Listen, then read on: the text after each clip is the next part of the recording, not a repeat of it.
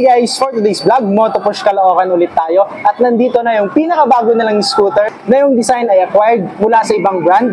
Ito nga si Evo 175 EFI and ang price nito halos same price lang ni Honda Click na 125.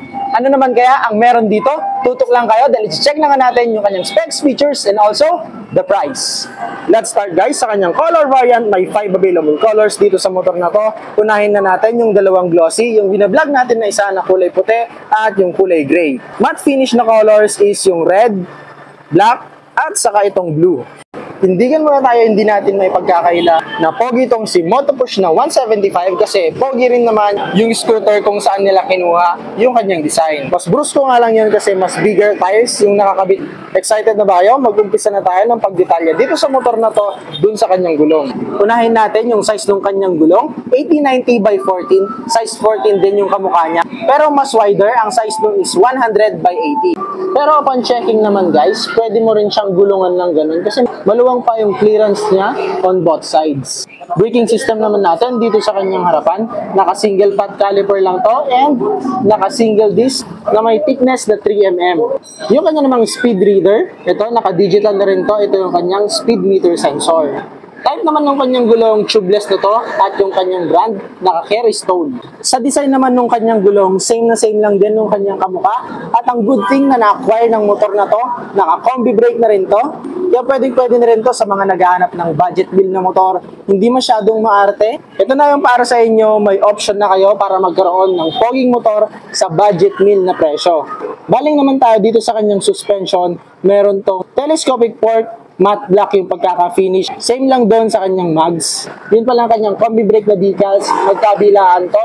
At para ma-prevent na masira yung kanyang telescopic fork, meron na rin naka-extend na plastic dito para kung may debris na tumalsik kung sakali man o kaya maputik, mabuhangin din sa mga dinadaanan mo, hindi siya directly pupunta dito sa kanyang telescopic fork, may harang pa siya. Sa plastic quality naman, sakto lang din. Yung kanya naman pagkaka-finish compared dun sa kanyang kamukha, siguro nakuha nito mga 80% lang. Hindi siya masyadong mag-glitters kung makikita mo siya in actual. Mas makikita mo yung pagka-plain white niya. Fender extension naman niya, medyo mababa lang din. Kaya para sa akin, ang suggestion ko, kailangan mo siguro dito ng mudguard kasi yung counterpart niya, naka-expose yung frame niya dito.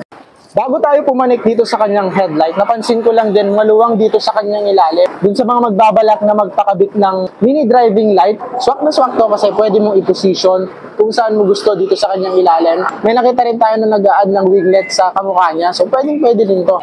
Dito na tayo sa kanyang headlight. Ang lahat ng kanyang ilaw LED na rin, kaya yung consumption ng kanyang battery mas matipid kesa sa naka-bulb. Headlight naman niya, naka-split type na rin. Meron rin tayo dyan, daytime running light. Ang maganda dito, yung kanyang signal light or yung kanyang turning lights nandito sa ibabaw. Para everybody happy naman guys, buksan natin yung kanyang headlight para may idea kayo kung gusto nyong bumili ng ganitong motor. Yan yung kanyang daytime running light. Yan yung kanyang headlight. Yung high naman niya. Ayan yung kanyang high. At yung kanyang passing light, syempre meron din siya. Ayan. Itong motor pa lang to, hindi pa siya automatic headlight on. Busina naman natin. Ayan, sakto lang din. Dito naman tayo sa kanyang side profile. Ayan, pogi lang din siya. Ang ganda ng mga angles. Makikita lang natin dito sa gilid, Motopush. Naka-emboss yan. Kaya lang, ang comment ko dito, madali lang yung matanggal. Dito na tayo sa kanyang grab bar, dito sa kanyang left side. Ang nagustuhan ko dito, meron na rin siyang park brake dito. Sabi ko nga sa inyo, maganda to, gamit na gamit lalo na sa mga uneven surface. Kung magpa-park ka doon, yung naka-inclined o kaya pababang ganyan, pwede mong gamitin to. Pwede mo rin itong gamitin pag nakapark sa bahay nyo, may mga bata kang makukulit. Hindi natin may iwasan, akyat na akyat sa motor, kaya pwede itong gamitin para hindi gumulong yung gulo. Kinagandaan rin nito, meron na rin itong passing light. Yung kanyang mga buttons, napakaganda ng quality. May dimmer rin siya dito. Siyempre yung kanyang busina, napakadali mo lang ma-distinguish kahit na hindi mo na tinitignan, no? Saktong-sakto. Nandito rin naman yung kanyang turning lights button. Rubber naman niya, medyo maiksi lang din. At yung kanyang tip end, bakal na rin. Bakit ko ba nababanggit na maganda yung tip end ay bakal? Kasi ito yung unang tumatama pag natutumba ka. Ibig sabihin, mas matigas siya pagtatama sa sahig. Right naman tayo, ito naman yung kanyang lever. Coated na rin to, same dun sa kanyang kabila. Meron din tong kill switch at yung kanyang headlight option, starting system, push button only, wala tong kickstart. Napaka-pogi rin nung kanyang cockpit. May mga details na rin yung mga plastics niya dito. At dito sa pinakagitna, may emblem ni Motopush. Kulay blue yung kanyang meter panel. Very short lang yung kanyang animation. Same lang din yung makikita natin dito. Fuel gauge dito. Ito yung kanyang reserve. Pag pumitik na to, less than 1.5 or 1 liter ka na. Dito naman sa gitna yung kanyang speedometer, RPM. Andito naman yung kanyang odometer. At saka yung kanyang trip meter. May clock na rin to. Mga indicators na nandito. Check engine. Yung kanyang turning lights. Ayan. Makikita mo kung naka-left ka talaga or naka-right kasi magkahiwalay.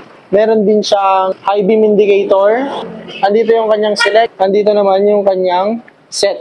Baba na tayo dito sa kanyang ignition. Ang pinakasulit dito sa motor na to, syempre naka-keyless na rin siya. Ayan. So okay na rin. Ang feature nung kanyang keyless, ito may alarm to, may answer back. Ito yung kanyang unlock.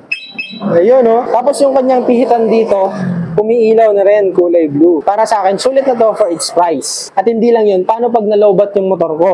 Mapapaandar ko pa kaya? Yung iba kasi merong susi, pero yung mabubuksan mo lang yung kanyang compartment. Pero ito, pwede mong mabuksan at ma-start. Nandito yung kanyang susi. Yes po, may susi rin to. Ipupush mo lang to, and then lalabas na yung kanyang susi. Yan. So, saan mo naman ilalagay ito? Dito sa pinakagitna, meron niyang susian. So, itutusok mo lang siyang ganyan. Tusok mo. Pag natusok mo na siyang ganyan, clockwise siya. Ayan. Pag narinig mo yung click na sound, pwede mo nang pihitin itong kanyang module. Ayan, may start mo na yung motor mo. At hindi rin yung babaklas yung kanyang susi. Kung naka-on siya, kailangan mo rin siyang i-turn off na ganyan. Tapos, counterclockwise. And then, pugot. Gaya nung may Smart King mga motor, habang nasa paligid ka ng motor at nasa sayo yung susi, activated tong motor na to. Ibig sabihin kahit na hindi mo napindutin yung kanyang unlock, naka-unlock na to. Para naman mawala yung kanyang auto-unlock, dapat i-long press mo to tapos makakarinig ka ng single beep.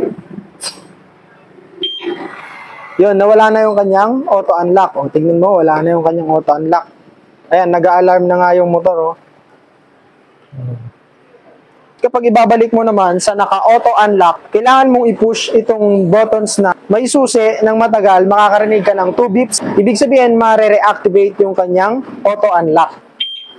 Ayun, so naka-auto unlock na siya, malapit ka lang dito sa motor, pwede mo siyang paandarin. Other features naman nitong kanyang knob, pwede mong i-lock dito yung kanyang leeg. Basta i-push mo lang and then counterclockwise. Gaya nito, push, counterclockwise, nakalock na yung leg niya. Pwede rin nakabaling dito sa right or left, malalak mo pa rin yung kanyang leeg.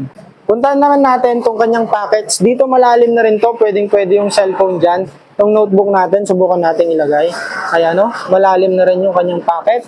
And dito naman sa kabila, may lock na rin to. Ipupush mo lang dito para magbukas. Ayan. So makikita natin, nandyan na rin yung kanyang USB type charging port. Nasubukan natin tong cellphone natin kanina. Sobrang lalim din ito. Tingnan nyo yung kamay ko. Dire-diretso hanggang dun sa loob. Ayan. So malalim din siya. Ibang option pa dito, andito na rin yung button niya for the seat and fuel. Itatapat mo lang itong knob niya dito sa kanyang seat. Mabubuksan mo na yung kanyang seat. Try natin itong kanyang seat. Medyo malalim lang yung kanyang seat, no? Pero medyo malambot na rin. Itong kanyang fuel, parang abang lang to eh. Kasi yung kanyang fuel tank, ayan, yan yung kanyang fuel tank. Manual lang din naman siya. Dito naman tayo sa gitna, meron na rin siyang hook dyan. Kung may mga handy kang nabili, isasabit mo lang din dyan, good to go ka na.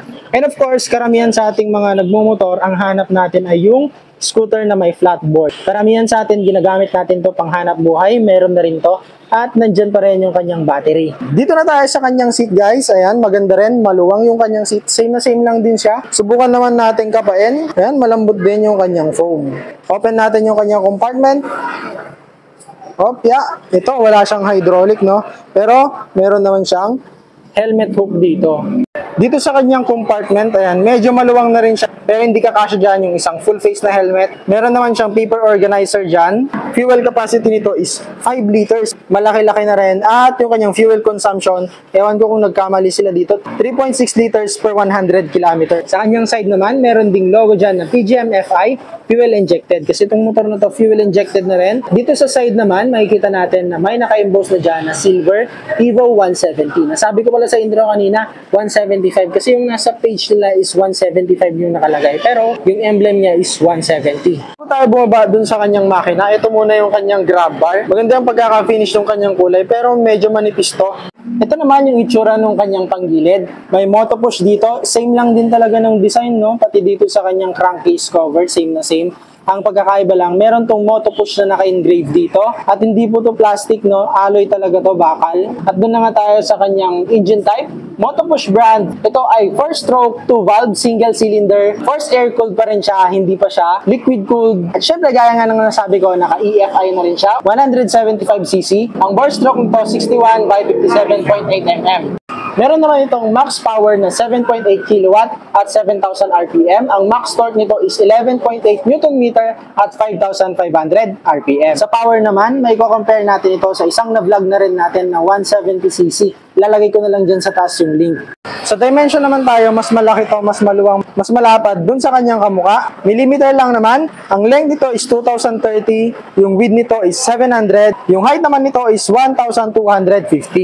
Ito naman yung itsura ng kanyang fan doon. Akala mo radiator, no? Pero yung cover lang niya, forced air cooled pa rin itong motor na to, hindi pa naka-radiator. May motor push na nakalagay dun sa kanyang heat guard. And additional information, naka Euro 4 na rin to. Ibig sabihin yung kanyang emission, may pagka-eco-friendly na rin. Para naman sa mga malilinis magmotor, meron na rin tong built-in na tie hugger. At dun sa pinakadulo niya, may rubber extension na rin yan na nakalaylay para pag sumobra dun sa kanyang tie hugger, hindi didiretso dun sa kanyang fuel injection. Dito naman tayo, pag nakatalikod to, wala na talaga. Ito yung itsura niya, hindi mo na talaga madidistinguish. LED na rin itong mga ilaw niya dito sa kanyang likod. Check naman natin yung comfort natin dito sa motor na to. Hindi siya ganun kabigatan, no? Saktong-sakto lang din. Pero dun sa mga girls, kung gagamit, medyo kakapain nyo pa. Yan. Unang upo natin, saktong-sakto lang din. Maganda yung lapat natin dito sa motor na to. Yung legroom natin, unahin natin. Ayan, maluwang pa. 5'6" yung height natin, pero okay na okay pa naman. At sobrang lambot nung kanyang likod. Makikita nyo, konting alog ko lang, oh. Ayan. Malambot, okay na okay. Yung kanyang suspension para sa likod is monoshock. Ayan. So, napakaganda nung play niya. Okay na okay ito, no? Kahit madaan mo sa lubak. Maganda yung suspension niya sa likod. Subukan naman natin yung kanyang combi brake. Ayan, di na gumagalaw. Napakakapit. Tapos yung kanyang harap, nagpi-play din naman. Pero ngayon, parang sumasabit-sabit pa siya kasi hindi pa siya nabe-break in, no? Ibanggit ko nga rin pala, yung kanyang suspension sa harap, mas manipis siya ng konti kesa kay Click. Tapos yung kanya namang handlebar, hindi siya straight. Medyo naka-bend siyang ganyan para pag nasa long ride ka, hindi ka masyadong ngalay o mangalay agad sa biyahe. Dito sa likod, maluwang pa yung upuan ng back ride mo. SRP naman guys ng motor na to, 88,000 pesos. Nasa taste and option nyo na lang kasi halos magkapresyo na sila ni Click na 125. Sa kanya namang installment, ilalagay ko na lang dyan sa inyong screen. At sa mga interested, ilalagay ko na lang din dyan yung kanilang FB page, contact number, at yung kanilang address in case na gusto nyo mag-inquire dito sa motor na to. Sana po nag-enjoy kayo sa video na to. Dun po sa mga napadaan, huwag nyo pong kakalimutang mag-like, share, and subscribe. Pasupport na rin po sa ating Facebook page at sa ating TikTok na yung link ay nandyan sa description sa baba. Sa mga keyboard warriors naman natin, kumusta naman sa inyo si Evo 170? Ang inyong nasa isipan, i-comment nyo na dun sa comment section below. Hanggang dito na lang guys. Thank you for watching. Ride safe!